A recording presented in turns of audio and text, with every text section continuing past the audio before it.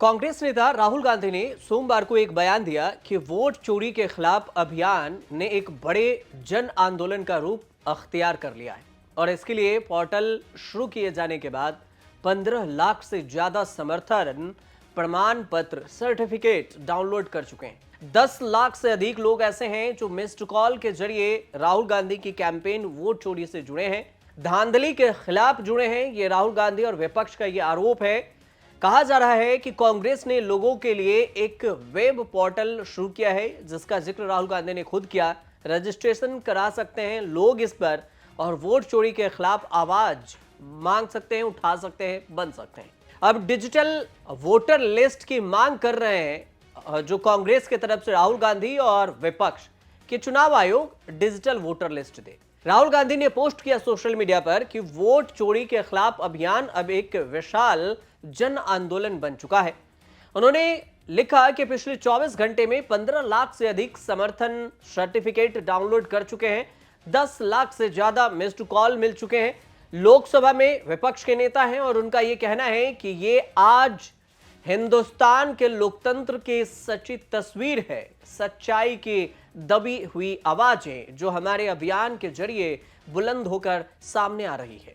Vote चोरी का एक भी मामला छूटने ना पाए। कोई भी व्यक्ति पोर्टल के लिंक पर क्लिक करके वोट चोरी का सबूत डाउनलोड कर सकता है, निर्वाचन आयोग से जवाब मांग सकता है और वोट चोरी की शिकायत कर सकता है। जो ये वोट चोरी पोर्टल है, विपक्ष ने इसे जारी किया है और इसे हिट कैंपेन माना जा रहा है कांग्रेस की तरफ से, क्योंकि 24 घंटे के अंदर ही इसमें 15 लाख से ज्यादा लोग सीधे तौर पर समर्थन कर चुके हैं। अब इसकी संख्या बढ़ भी चुकी है।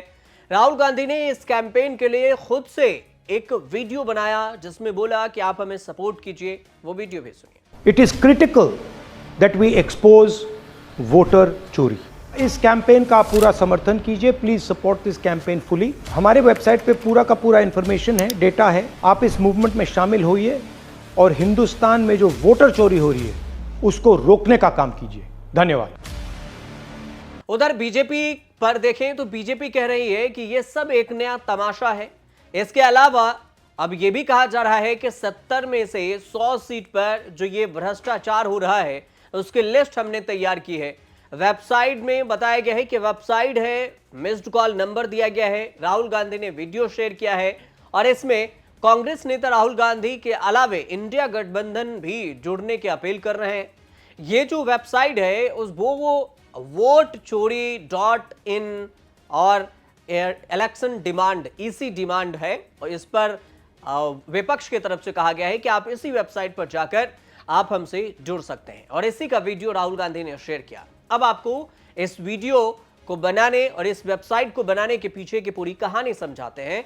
आप एक लाइन में ऐसे समझिए कि जब से एसआईआर आया और उससे पहले लोकसभा चुनाव में संविधान पर सवाल उठाए राहुल गांधी और संविधान पर सवाल उठाने के बाद हरियाणा में विधानसभा चुनाव हुआ और इसके बाद लोकसभा भी हुए थे, उसके बाद हरियाणा, महाराष्ट्र भी हुआ और इसमें दिल्ली भी। इन तीनों राज्य कांग्रेस हार गई और कांग्रेस जब तीनों राज्य हारी तो सबसे ज्यादा चर्चा हुई महाराष्ट्र की।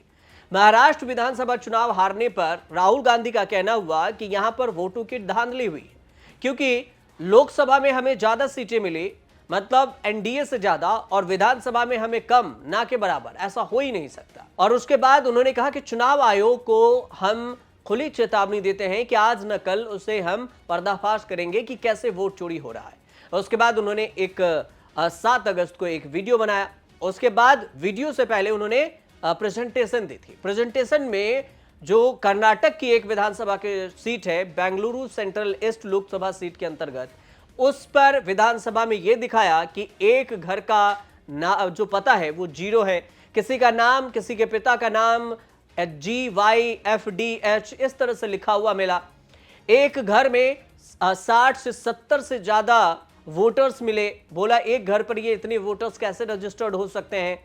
कई सारी चीजें जिसको लेकर चुनाव आयोग पर सवालिया निशान खड़ा हो गया कि राहुल गांधी ने जो बोला है उस पर चुनाव आयोग को जवाब देनी चाहिए। चुनाव आयोग जवाब नहीं दी। इसमें 6 महीना लगा है और हर कागज को हमने आइडेंटिफाई किया है, कैटलॉग किया है, फोटोग्राफ निकाली है, कंपेयर की है। 6 महीने लगे। यह है चोरी। 1,02,50 वोट की चोरी 5 तरीके से होती है। Duplicate voter, fake and invalid addresses, bulk voter in single address, invalid photo, misuse of form 6। Duplicate voter मतलब एक व्यक्ति 3, 4, 5, 6 बार वोट कर रहा है या उसका नाम 5-6 बार आ रहा है। फेक इनवैलिड एड्रेस मतलब या तो पता है ही नहीं या फिर फेक है। बल्क वोटर सिंगल एड्रेस, एक बेडरूम का घर है, उसमें 50 लोग का एड्रेस है और जब हम वहां जाते हैं वहां लोग ही नहीं है, वोटर ही नहीं है। इनवैलिड फोटो, या फोटो है ही नहीं या फोटो इतनी छोटी है कि उसको पहचाना नहीं जा सकता। और finally misuse of form 6। Form 6 नए वोटर्स के लिए होती है, जो 18 साल का होता है, पिछले इलेक्शन में जिसने वोट नहीं किया उसके लिए होती है। मतलब 18 से 22-23 की एज होनी चाहिए उसकी। एक असेंबली में तकरीबन 12 से 15% वोट इन्होंने मैन्युफैक्चर कर दिया। तो अगर चुनाव में 2-3%, 4% की मार्जिन चल रही है तो वो तो गया, राइट। और हमने ऐसा पैटर्न आइडेंटिफाई किया है देश में, जहां पे एक सीट पे धड़ाके से बीजेपी स्वीप करती है या 2 सीटों पे धड़ाके से स्वीप करती है। बाकी सीट में नेचुरल कंपटीशन चल रहा है और फिर सडनली एक सीट में जैसे यहां हुआ स्वीप हो जाती है और पूरा चुनाव चला जाता है। आखिरी बात, नरेंद्र मोदी 25 लोकसभा सीट के कारण प्रधानमंत्री हैं।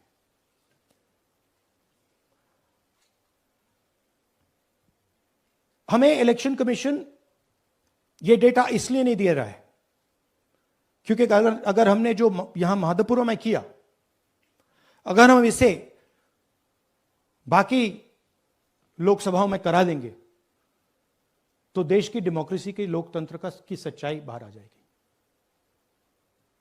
ये अब एविडेंस है,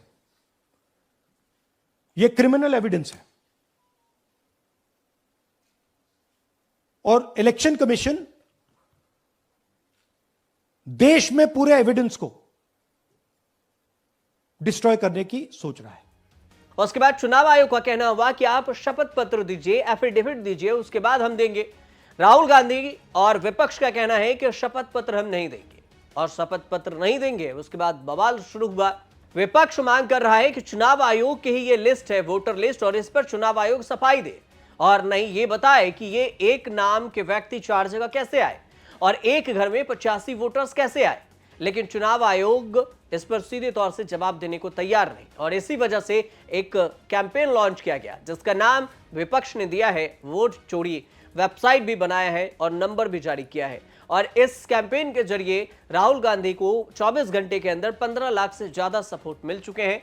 तो ये माना जा रहा है कि कांग्रेस का, विपक्ष का एक तरह से हिट कैंपेन है जो बीजेपी को कहीं ना कहीं मात दे सकती है, चुनाव आयोग को मजबूर कर सकती है। आर पार की लड़ाई है। अब ये कितना आर पार की लड़ाई में कौन कहां तक जाएगा और कहां रुकेगी ये लड़ाई, ये आने वाले वक्त में पता चलेगा। फिलहाल अगर आपको ये जानकारी सही लगे तो हमारे चैनल से जुड़िए, सब्सक्राइब कीजिए, शेयर कीजिए, कमेंट जरूर कीजिएगा।